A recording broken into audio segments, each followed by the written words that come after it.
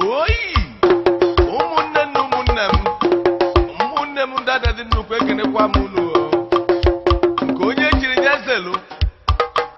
eziokwu ka anyị chọrọ udo na ọganihu ka mma onye jide ya nye nwanne ya ije ọwa mma show oti mkpu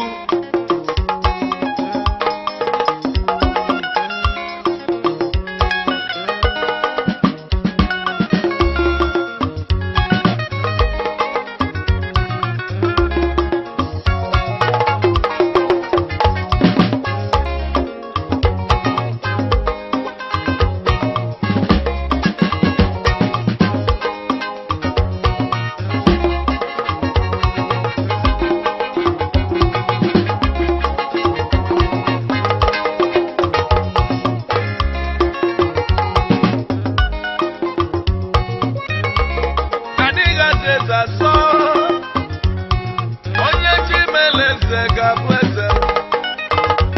maka na nwa ga-abụ eze n'ụwa na Chukwu kere tinye nne ya n'afọ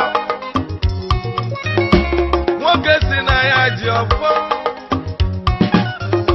nwanyị si na ya ji ọfọ mana Chikelu ụwa ma onye ji ọfọ maka na ọfọ eji ogu wee jide n'ụwa nwanne na ọ bụ ya bụ ọfọ ziri ezi ọfọ eji ogu wee jide ọfọ eji ogu wee jide ọfọ eji ogu jide nye bụ ọfọ ziri ezi asị nwa mmadụ ebu na nwa mmụọ egbukwara na nwa mmadụ ebe ọma ji nyere nka na-akụ onye na-akụ ife mmerụ ya n'elu ụwa enyi kọkwanụ nke mere mụọ aga m eburu onwe m ebe mma kwara n'ọbụkụ ụwa si adị okirikiri ka na bụkwu ose adịghị alị ose elu ogechi ka mma n'ụwa ife Chukwu kwuru ga-eme anaza eze azọ anaza eze azọ anaza eze azọ anaza eze azọ anaza eze azọ onye chi meleze ga-abụ eze onye chi meleze ga-abụ eze onye chi meleze ga-abụ eze onye chi meleze ga-abụ eze onye chi meleze ga-abụ eze o ji mma tinye mma ya n'ọbọ maka na obu mma na-esi na mma na o ji egbe tinye egbe ya n'ọbọ maka na ọgba egbe na-esi n'egbe na ka anyị jikọta n'obi ọnụ ọkụ ụtọ ka tọrọ ụtọ ta ife ka anyị jikọta obi ọnụ ụmụnne m ụtọ ka tọrọ ụtọ ta ife n'oke ọchịchọ na ọ bụ anya ukwu oke ọchịchọ na ọ bụ anya ukwu nụọ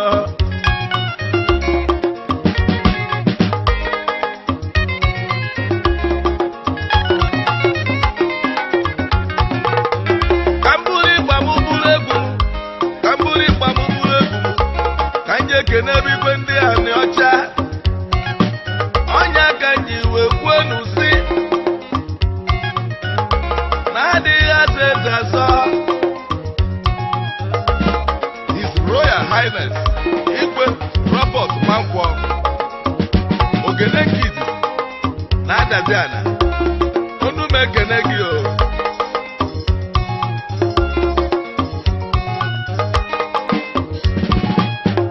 anya madazi nnukwu nne mụrụ m ka nye ekene igwe adazi nnukwu Igwe Prọfesọ Gosin Obi Ekezie Adamada dadi nnu nnukwu na nnu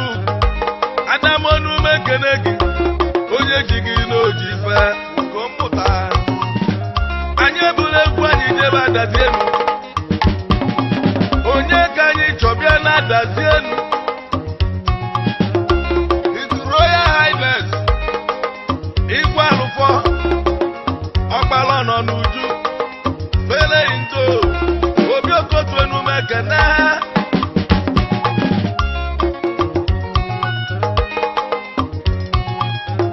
ebulu m egwu m jebe ka nje kene Igwe Agụrụ Odogwu Igwe Innocent obodo akọ eze anị nke ịtọ na Agụrụ Odogwu Igwe onye jigiji mkpara adịghị atụ eze asọ onye chi mere eze ga-abụrịrị eze anyị abata obere du His Royal Highness Igwe esi ọlagwa m eze ọlanyel nke ịtọ obere du ambụlegwu m gabago ukwu nri onye ka anyị chọwe gaba nri His Royal Highness Igwe Omidegwu onye nso eze nri enwela anị ọkwa gị bụ onye isi ndị Igwe na ọcha anyị abata ichida ka nkenebe n'Igwe Ichida Odogwu Igwe Chases Udọgụ eze ọlanyelu nke izizi n'ichida oke nwe gị gwela na-ebi ụta na-agba dudugharị Igwe onye ji gị n'oji ife eze Charles Onumekene gị anyị abata Nneheni ka anyị kenebe n'Igwe Nneheni His Royal Highness Igwe Eze-Ani ọnwa m eze Igwe Onumukenele gị o Igwe Onumekene gị o anyị ejere bata akwa eze onye ka anyị chọwa jebe akwa eze ụmụnne m His Royal Highness Igwe PN Ọkpala eze nnebo ọkwa akwa eze anyị si akwa eze jebe Agụrụzi Igbo onye ka anyị chọgaba Agụrụzi Igbo Odogwu Chief FC Ukodike Ogbuefi Eze-Ani nna dịrị nwa Odogwu Ozingidi ga-adị